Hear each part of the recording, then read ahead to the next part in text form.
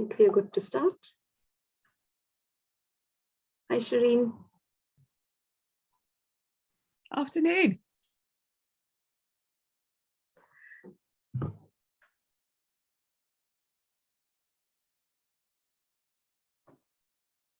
Okay.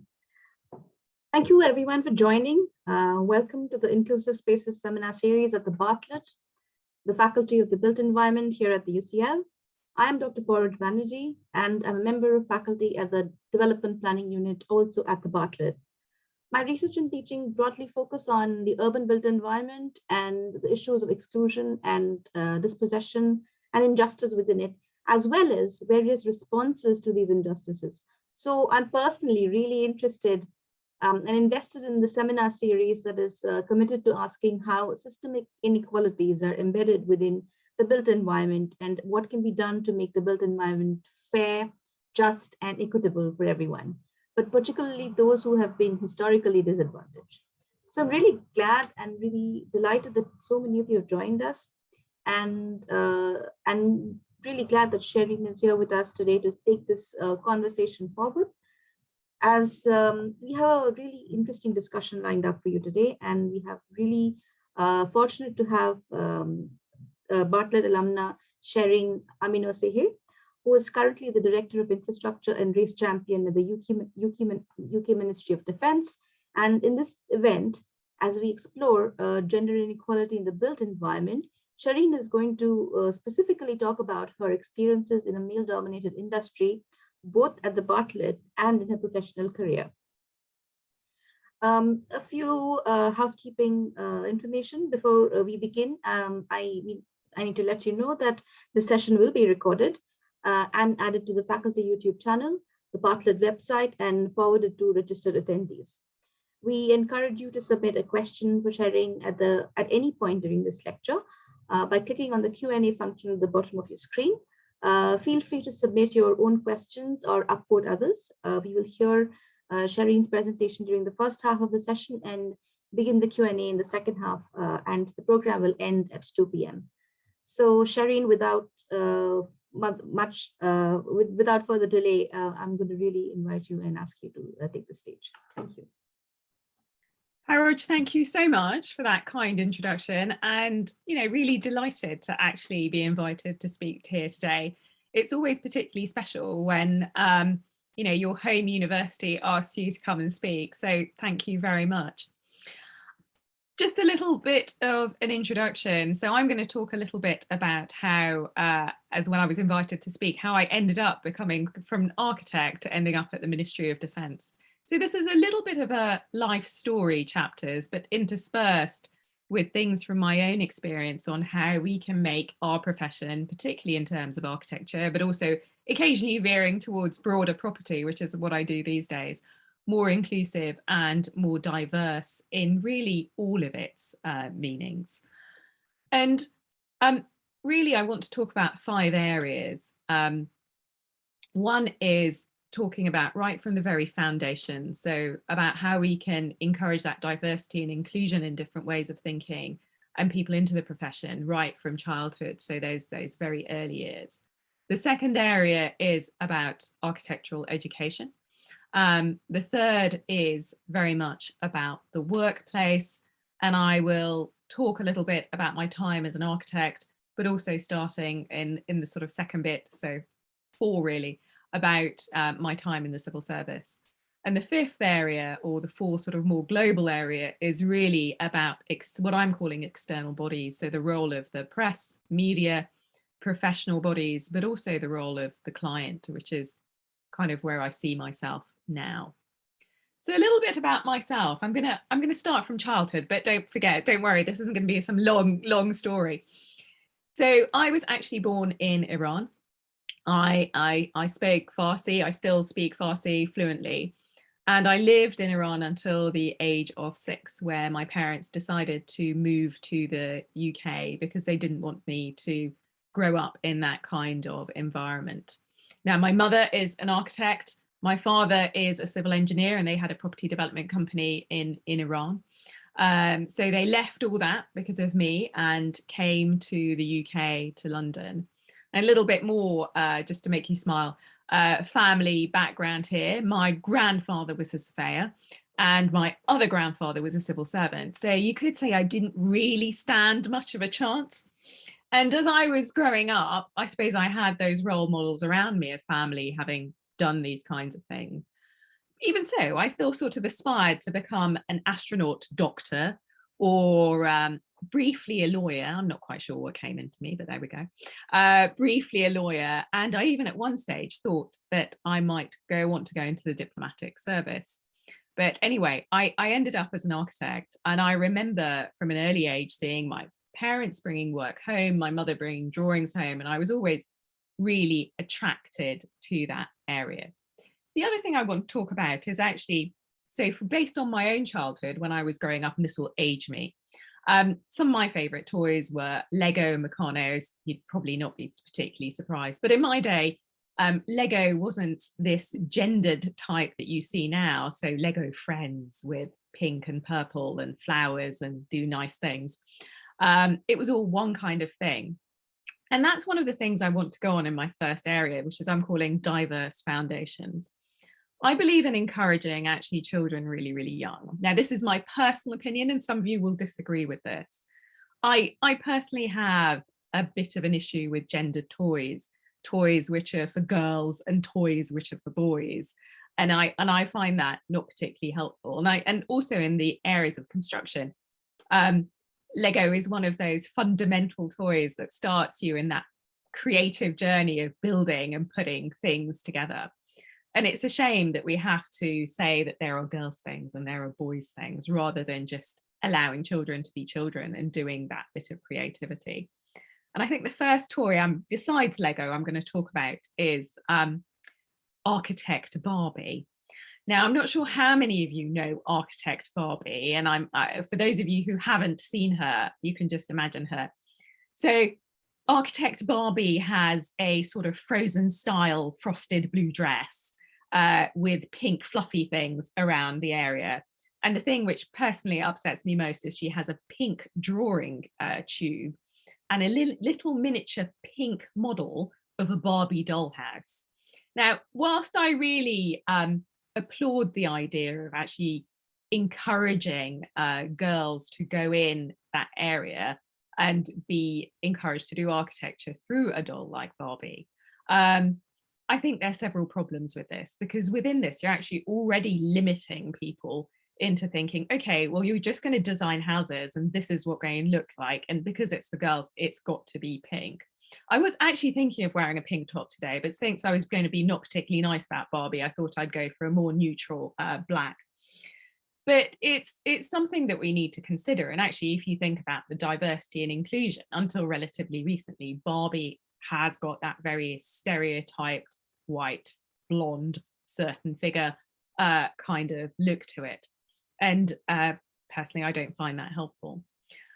So it's about looking at those variety of things that are available to children fairly early on. And I did a little bit of a Google search as I was also preparing for this talk to say that if you have, let's say, a younger child, primary school age, or just going on to secondary school, what kind of resources are available for them to start learning about architecture in the wider world besides sort of looking at books and so on and so forth? So I looked at workshops, and I did find a good RIBA workshop called Design Quest for 7 to 10-year-olds, which I was quite encouraged about. Something that the AA is doing, and the occasional workshop by the Royal Academy. And I know personally of stuff that the V&A, for example, does, but they were few and far between.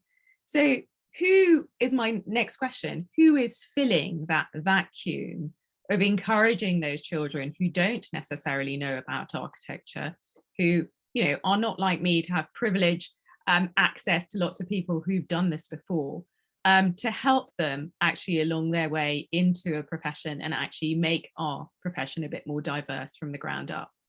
What is the role of schools within that? How much do they really know to encourage kids beyond making spaghetti bridges, you know, once in a while? How are we encouraging them to go through it? And I remember at the time when I was doing my education, discussion about architecture, you might do about the pyramids, you do about classical architecture when you studied Renaissance Italy, but the more global side was very much missing. So it's about, again, if we're going to that diverse, more inclusive space, how can you encourage children from different backgrounds to feel that it is a place for them, rather than a place that if they go through, to be expected to design Neo-Palladian villas for the rest of their life. Not that there's anything wrong with Neo-Palladian villas, I hasten to add. And on that, I also wanted to talk about outreach. So outreach at an early stage.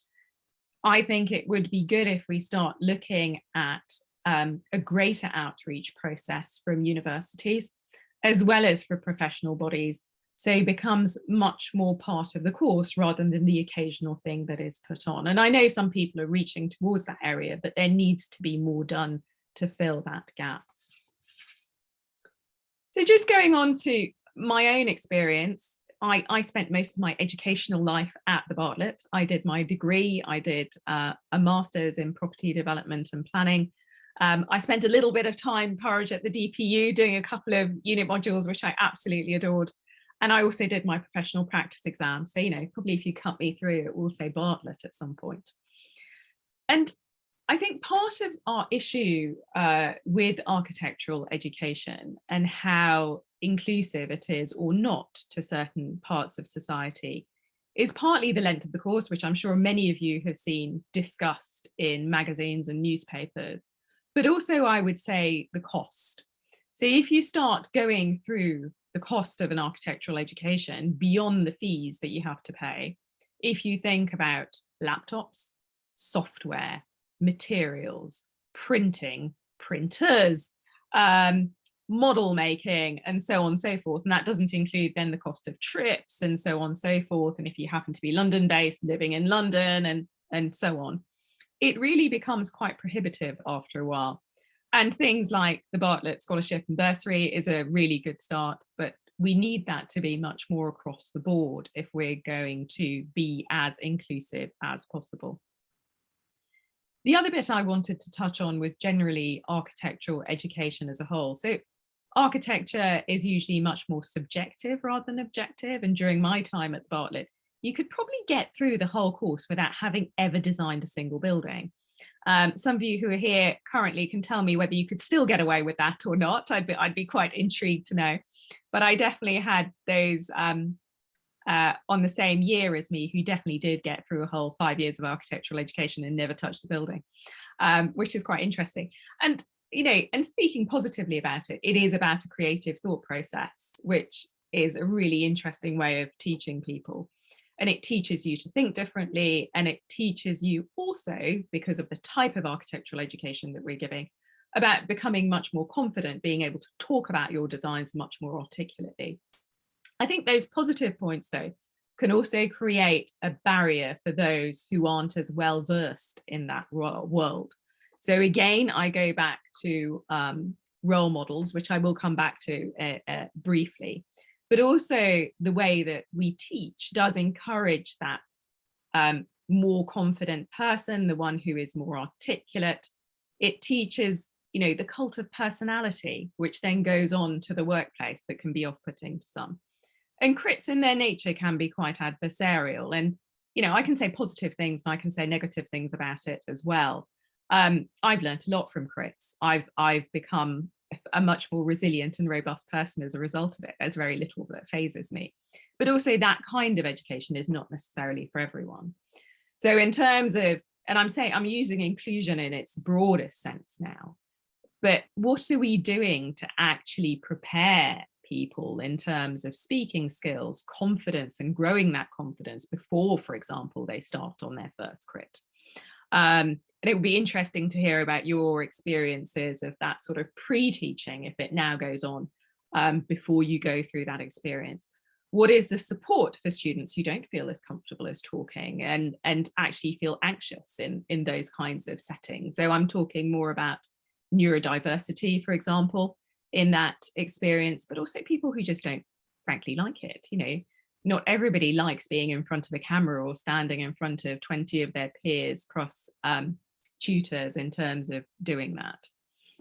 And also, I think if you don't, sometimes for groups, if you don't see people like you on your course or people who are teaching you or of a certain strata of society, you will also think, is that a place for me as well?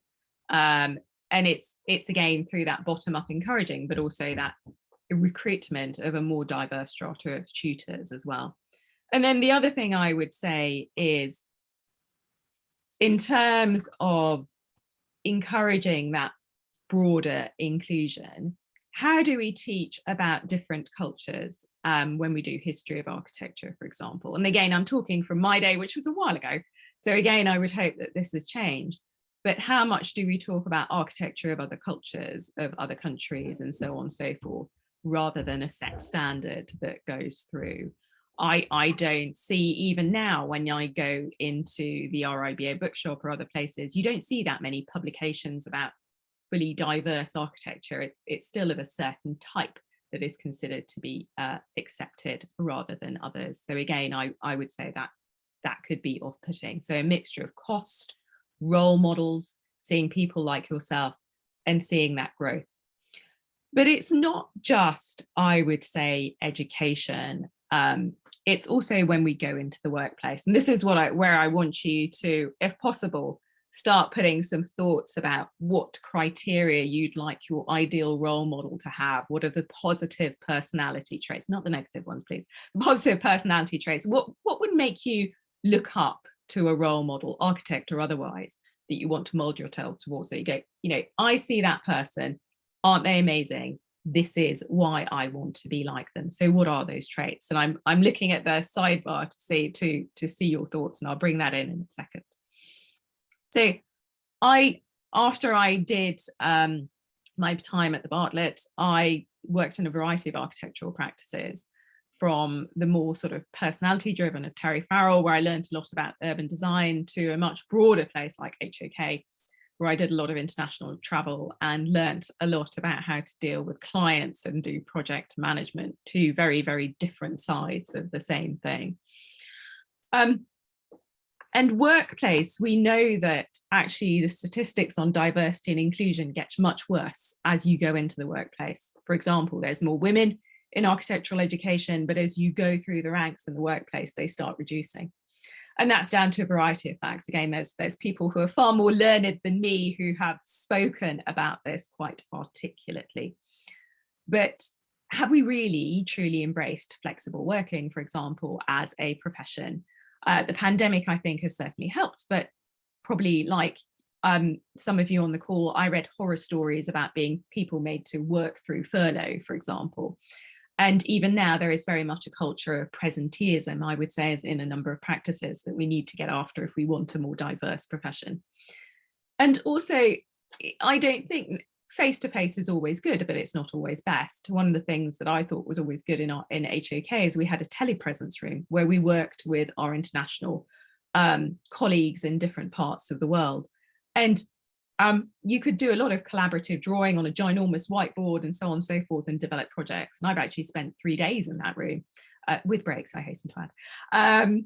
And actually it was a really, really enriching process. And that can be done through a normal laptop. You don't have to have an extremely expensive kitted room to do that thing. So that was the other thing I just wanted to mention in terms of looking at the way we work. But also it's about the language you use. So when I first started working at Chapman Taylor, I was wearing a Trellick Tower t-shirt, which I absolutely adored. And somebody turned around to me and said, I didn't know Trellick Tower had a cantilever. I was making that person a cup of coffee at the time. You can probably imagine what I threatened to do with a cup of coffee if that comment was ever mentioned again. But this is one of a general thing that women have to put up within the workplace, but also, other protected characteristics will have their own set of comments that some of you may want to talk about as well. I've also, as a client, somebody who I was working with mentioned that I was a bird. I was with a colleague of mine, and he referred to us as birds. I exchanged an interesting letter with that individual, and I reminded him that birds don't chair meetings. Birds don't run countries as female prime ministers and presidents. And birds most definitely don't pay his consultant fees. So our relationship did improve, but it's shocking that actually even in this day and age that people can do that kind of thing and think that it is all right. And of course, we have that whole thing, the elephant in the room, particularly around women, about childcare as well. But if we also look more broadly in terms of other characteristics, we know that there is still a certain degree of racism in the profession, especially if you, for example, look at the AJ survey, which is not really what we should be after. I can't see many comments on ideal role models and characters, so hopefully that's not a negative, that you don't think there is too much going on.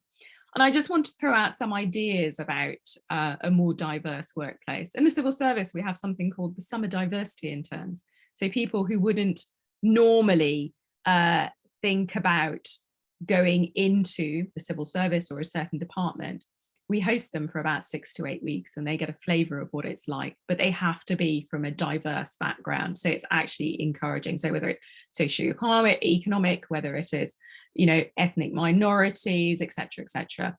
And, you know, there's quite a high hit rate of people who actually, when they're experiencing it for themselves, think, actually, this is quite an interesting career. Why don't we think about doing something like that with architecture for students who are doing GCSEs and A-levels, and open their eyes to what that kind of career should be about, rather than just, you know, the child of a parent who works in a practice where you just actually you're doing the same thing. It's about people who have access rather than people growing that interest.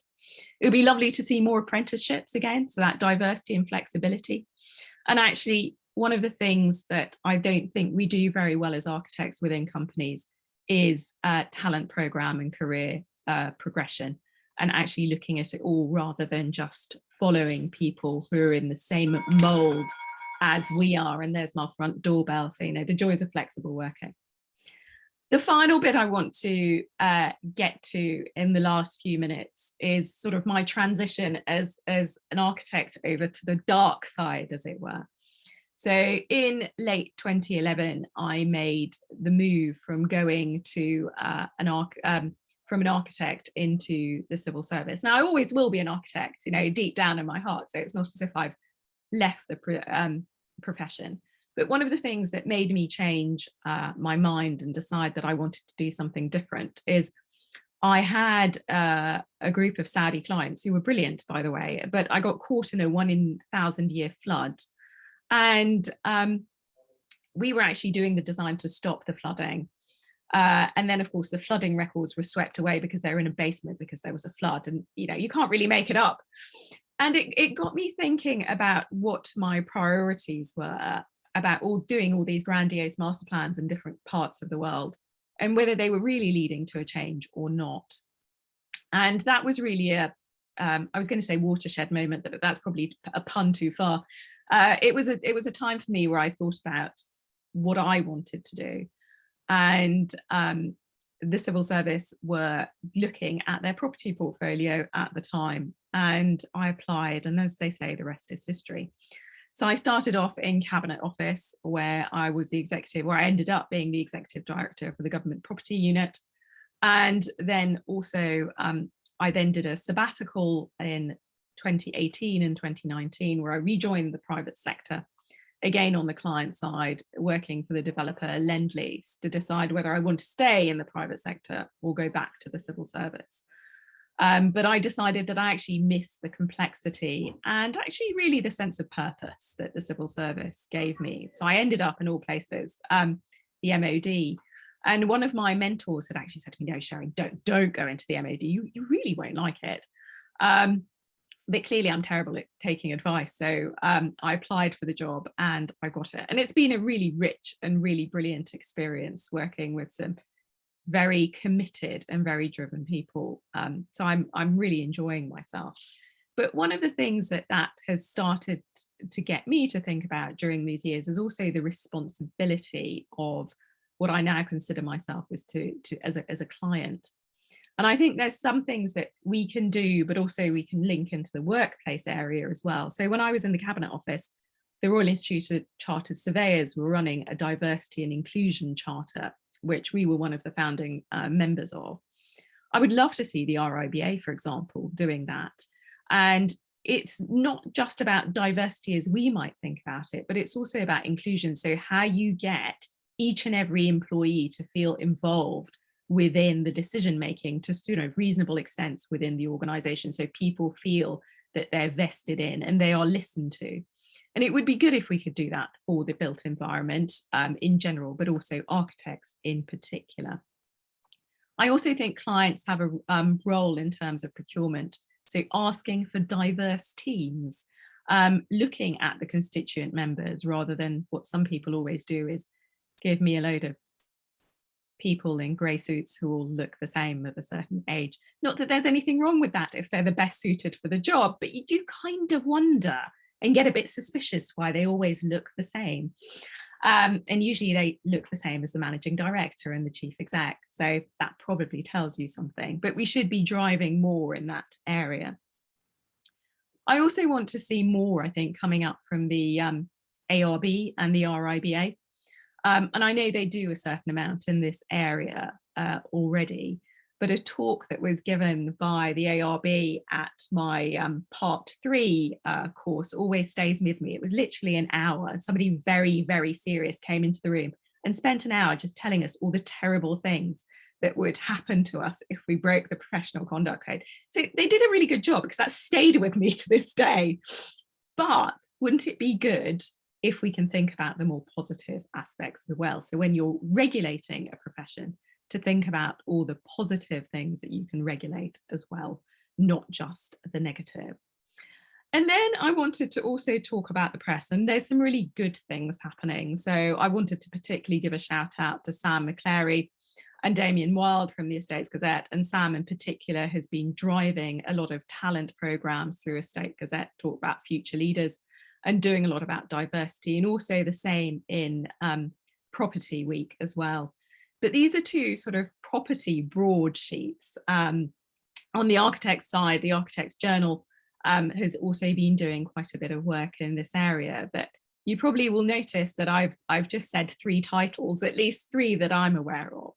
And it would be good to see some of the more, how shall I put, fashion high end of architecture magazines also being a little bit more overt in this area about talking about diversity and inclusion in its broader sense. And also in terms of design, it doesn't, again, have to be about personalities. It can be more broad. The other thing that I just wanted to talk about in terms of responsibilities more broadly as clients is about the relationships that you want to create with those who you work with, and also having that mindset of wanting to develop those relationships and the growth behind them.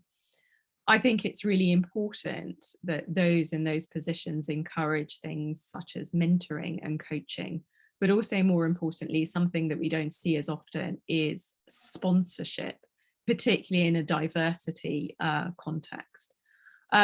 Sponsorship, I think, is very much overlooked in place of mentoring or coaching, because sponsorship, to my mind, is much more active and is a natural progression of mentoring, where you start actually going round for the person that you are mentoring and saying, I know this person, they are really good, you should consider them for the job.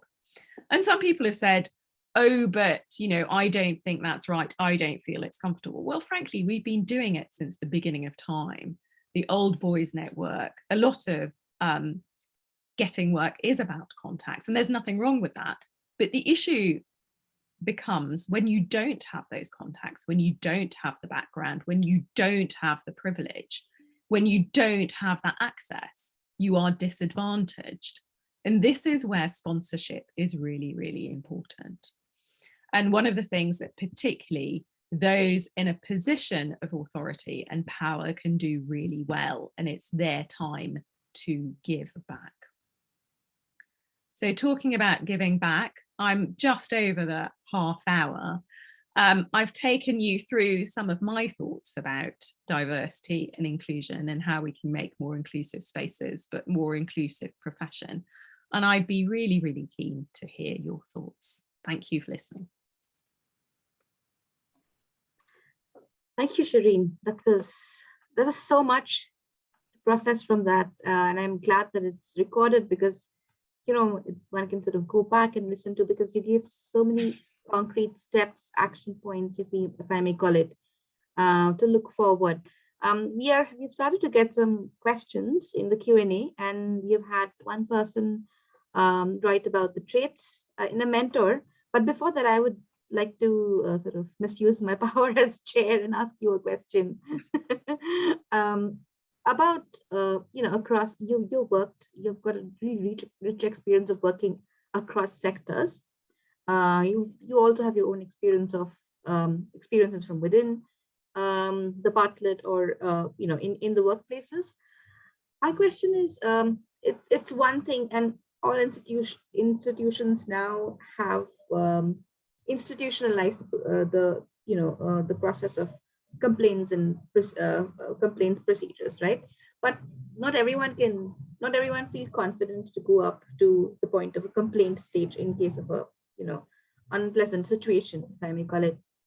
What other how do you think, well, what other support networks should be encouraged or should exist in order to sort of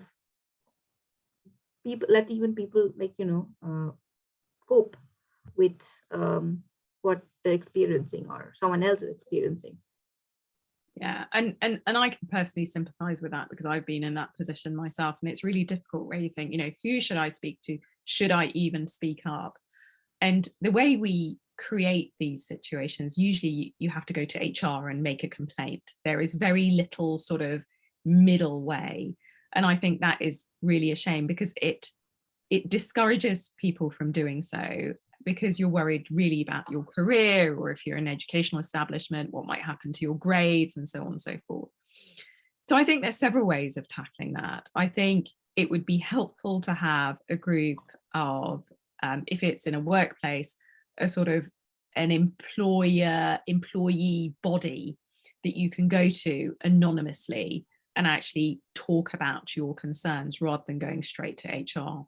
And they can almost effectively mediate between you, but create a much more comfortable and safe space to do it. If it's within academia, I think a small student body like that would be helpful. Or actually have people, if the workplace is of a certain size that can carry it, people like, for example, as I am in the MOD, a race champion, for example, or a race network around it, or ditto for gender, or a diversity and inclusion champion. Or if it's not related to that, generally an employee representative, and I'm not talking about trade unions here, but it could be that somebody can go to and actually have that safe conversation before deciding whether they want to make the next step, or whether they want somebody to mediate for them behind it. There shouldn't be that black and white choice of, oh, I have to go and complain about somebody. Thanks, Sherin. Now, there are a few questions coming in, and really interesting and thought-provoking ones. So if I'm not taking any of your particular questions, that's because similar questions have been asked, and we're trying to, for the sake of time, we're trying to sort of merge them together. One question that Pam Alexander is asking is, how do you think the regulators could be introducing positive pressures? I'm going to wave to Pam here. Hi, Pam. So I know Pam from a while ago. I think it's, okay, I'll probably get shot for this as a member of the ARB. I think what would be helpful is to, the ARB has got a really important code of conduct that us as architects, and also the RIBA does as well, that we have to abide by, and that's right. I think it's probably time to look at the code of conduct and think how to bring it probably more up to date, to include some of the things that we have been talking about. But also, I think it's doing the narrative in a different way. So rather than the conversation, and again, when I experienced this talk was a number of years ago, so my information could be a bit out of date. But when you're talking about these, you can reframe it in a positive way. So what are the positive characteristics that we are looking for in an architect, rather than just talking about all the things that you shouldn't do? Now, you have to be, in a regulatory context, you have to be clear about all the stuff you're not allowed to do, because that's how the conduct proceedings and stuff take place. So I totally get that. But I think there is also a place for looking at the positive narrative of, the previous conversation we talked about role models and what do you look up to, is what are the characteristics that we are looking for in a good architect, what they should be good at, personality wise, what are we looking for, those traits, rather than saying that, if you do this, terrible things will happen to you. Okay, thank you, Sherin. We have two similar questions, one from Donna Modeste and Lily Baker-Hines. They're asking, in light of your discussion, what advice would you give to those considering or about to enter the built environment profession with one more protected characteristics? And the related question is, what age do you think it's appropriate to introduce this to school-age children? I think it's never too early, and I'll come back to the other question as well. I don't think it's ever too early. If a child can hold a pencil and draw a house, basically, then you can start having a conversation with them. Of course, at different ages, you will have different understandings of, what that might mean. But it is never too early to talk about a profession in the built environment, although I probably would question what a 5-year-old might understand about becoming a quantity surveyor, for example. But, you never know. They might like counting their Lego bricks. But I think you can have the conversation in different ways. I was slightly speaking tongue-in-cheek about building those spaghetti bridges, but those spaghetti bridges are a start. But it's also encouraging them through different types of the curriculum, for example, when you do different topics about bringing in architecture and built environment, what it means to be living in an urban environment, rural environment, et cetera, but, geared towards that understanding of a child, and also the role of an architect. Because something that architects have progressively complained about is the role of the architect sort of decreasing in the past few decades. But there, it's a really good opportunity to say that actually architecture is really exciting, because it's one of the only careers that you can have that actually, hopefully positively, impact the built environment and make a change. And that's not just physically, but also from a socio-economic point of view as well. And it has a lasting legacy. How many other professions can you say that you actually leave a legacy to actually better that place that you are part of, a little bit like the Athenian oath, if you like. And in terms of the advice for people coming in from an ethnic, so obviously I was myself. So I think I would say the most important thing is to have confidence in your own ability. I think that is really important. If you've got onto an architecture course or you're thinking of going into it, then you must have some really good traits and talents to be able to consider that. So, you're going to be artistic, you're going to be reasonably numerate, you will have an ability to think in 3 dimensions. All of that is actually quite an impressive group of skills in the first place. So believe in yourself. The other thing is to be really proactive in the way that you develop your networks. So look at different areas. So Asian Women of Achievement do a property award that also considers architects.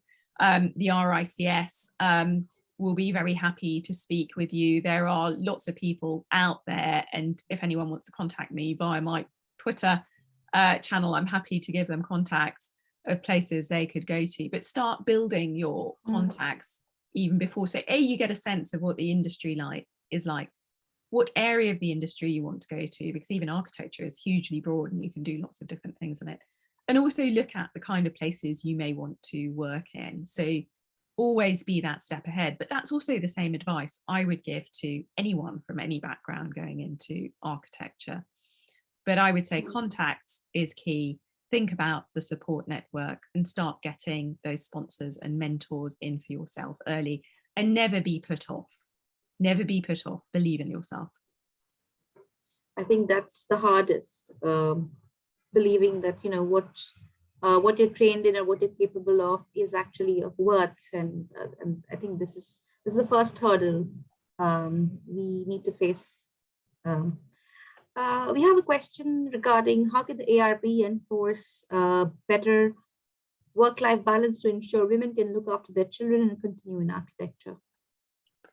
That's a tough question, and I don't think there is an easy answer, because I think the only way you could probably enforce it is looking at I don't know. I wonder, and I'm just, so forgive me for the person who's asked this question. I'm sort of thinking as I'm speaking as I'm thinking. I wonder whether it is through existing diversity and inclusion laws that we have in place. So the fact that, you have to treat everyone equally and so on and so forth.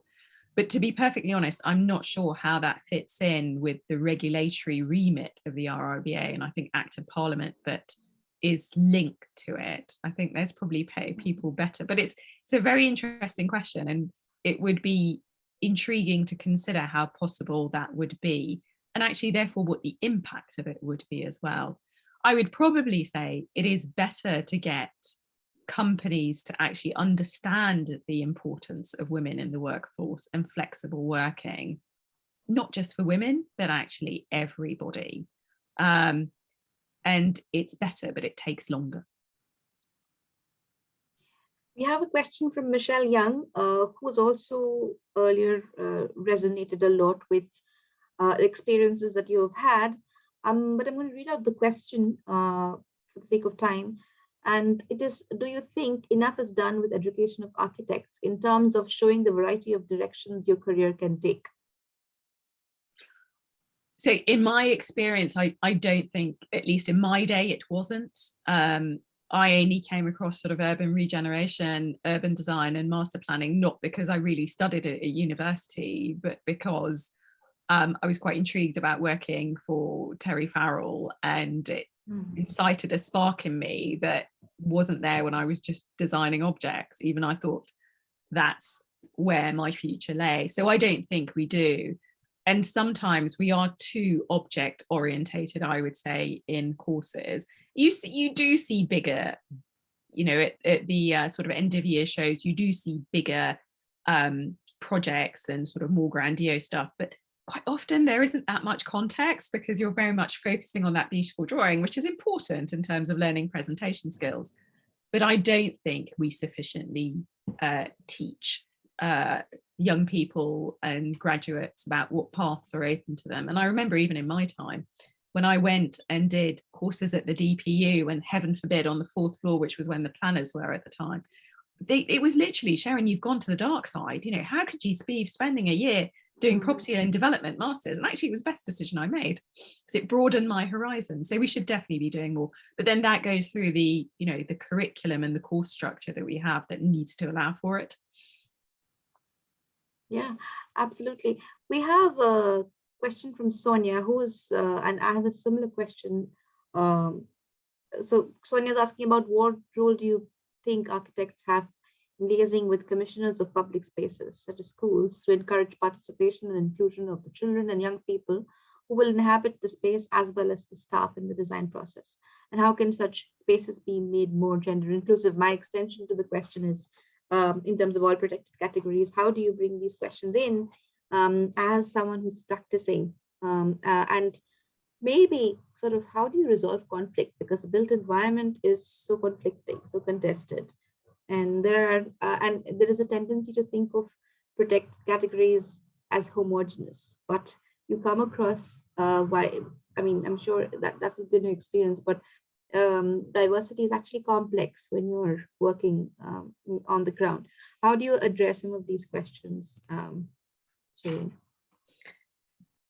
I would go actually a bit further back. So I say that actually you've got to think about that collaboration and inclusion right from the early days of architectural education, because we don't encompass that idea sufficiently.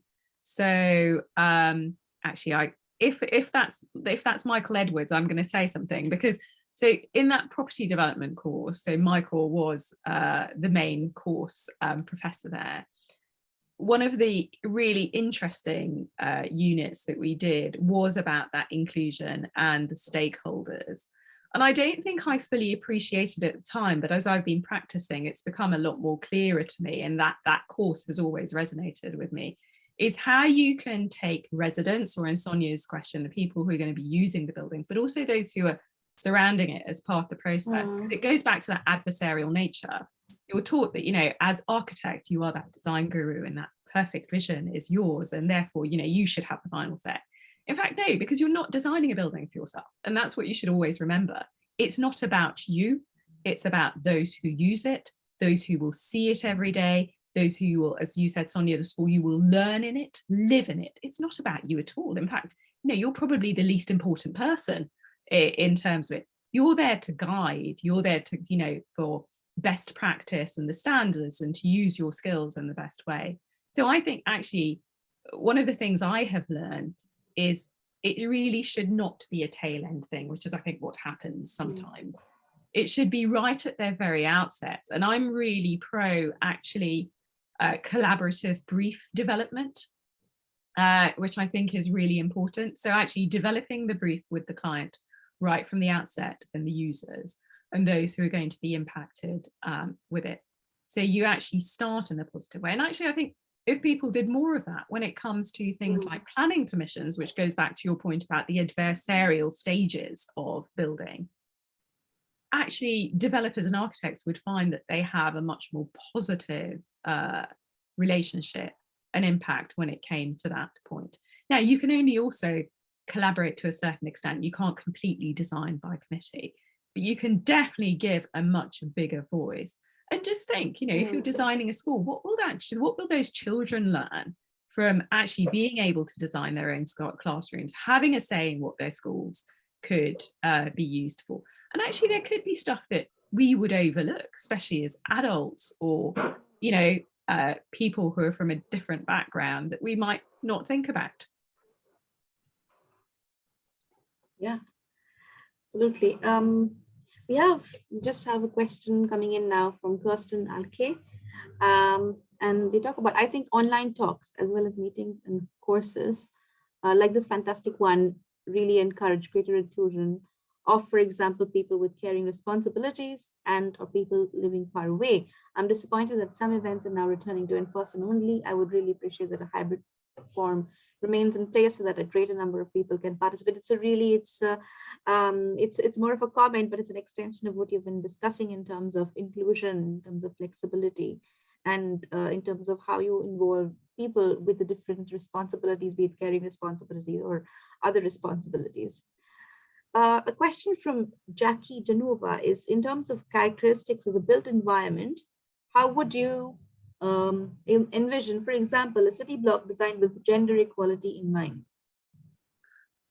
That's a brilliant question. It could probably be the subject of a thesis, couldn't it, rather than a 1 minute response. Look, I think there's people far more qualified than me to answer that question, but there's a whole body of work going to early 20th century about the way that kitchens were designed and so on and so forth. But I think it goes beyond design. And the reason I'm saying it goes beyond design is, you can make the design as gender inclusive as you may like. So there's certain things you can do about safety, security, and so on and so forth. But actually, if you haven't resolved the intrinsic issues in society, those things will help, but they will never really fully address it. So whilst I'd love to say as an architect that design is the panacea, I think there is a wider context to be resolved first. But as I said, I'm sure there's many people on this call who better placed than me to answer that. Would you recommend starting with Jane Jacobs? Absolutely. Jane Jacobs, I think, is a really, really good start. And there's lots of architecture, actually Bartlett tutors who've written on this as well. We have a question from Emma, who says that following your comments on collaborative briefing, could you say a bit more about what impact the government soft landings legislation has had on your work? So when I was in Cabinet Office, we used to have actually facilities management and broader soft landings as part of our remit, but then it moved over to the Crown Commercial Service. So I was involved in the early development of that. So as the Ministry of Defence, obviously we work with Cabinet Office and Crown Commercial Service on this area, and all the contracts that we do are linked to that. It's something I'm actually less involved in these days. But if you do want a more detailed answer, I can definitely get a more detailed answer to you. But also being defence, the answer is going to be slightly different, because sometimes with security things, we do things slightly differently, but we do collaborate as much as we want, and we collaborate as much as we can on things like soft landings and actually adhere to the message of the guidance there. Thank you, Sherin. I was just wondering, so we've had, like, I think the questions were really interesting, and we've been able to sort of take this into various directions. Just wondering if there are any, you talked about role model, and we have heard from only one person about attributes of role model. Maybe you would like to, as your final, words, talk a little bit about, particularly when you were a young student, what kind of role model did you miss having? Or what could, and now looking back, what kind of role model would you rather have? So I'll answer that in two ways, if I may. I think the role models that were missing most for me in the workplace were having strong female role models in senior positions, and I would say that's still there to this day, because I've been from sort of literally one male-dominated area to another. That's been the trajectory of my career. But in a way, I've also been lucky that I've had, I come from a long line, as my husband would say, of scary women, so quite strong women.